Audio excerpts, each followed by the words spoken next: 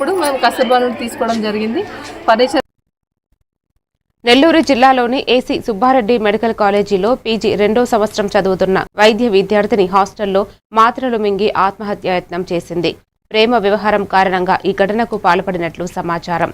వెంటనే ఆమెను ట్రామా కేర్కు తరలించి వైద్యులు చికిత్స అందిస్తున్నారు. ప్రస్తుతం ఆమె ఆరోగ్యం నిలకడగా ఉందని వైద్యులు తెలిపారు.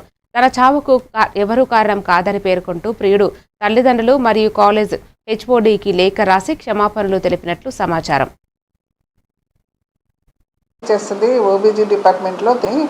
వాళ్ళ నేటివ్ ప్లేస్ గుంటూరు. ఆ అమ్మాయి సూసైడ్కి ట్రై చేసిందని నిన్ననేమో కొంచెం టెన్షన్గా ఫీల్ అయ్యింది. కౌన్సిలింగ్ అని వాళ్ళ హెచ్ఓడి సైకాట్రీ డిపార్ట్మెంట్కి పంపించారు.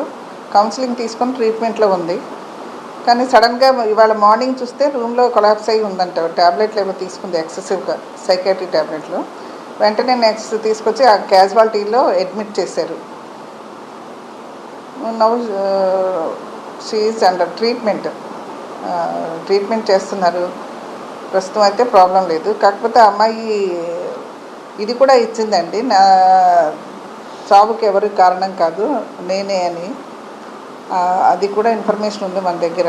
తను ట్రై చేసింది. యాక్చువల్గా ఏంటంటే సమ్ లవ్ అఫేర్ ఏదో ఉంది. పేరెంట్స్ ఏమో మ్యారేజెస్కి అవుట్ సైడ్ చూస్తున్నారు. దాని నుంచి అది అమ్మాయికి ఇంట్రెస్ట్ లేక వాళ్ళ పేరెంట్స్కిను బాయ్ ఫ్రెండ్కి కూడా సారీ అని పెట్టింది. సారీ పృథ్వీ, సారీ పేరెంట్స్ అని, సారీ వాళ్ళ గీతాలక్ష్మి హెచ్ఓడికి అని పెట్టి మెసేజ్ ఉంది నా దగ్గర. ఇన్ఫర్మేషన్ అయితే ట్రీట్మెంట్ కంటిన్యూ చేస్తున్నారు.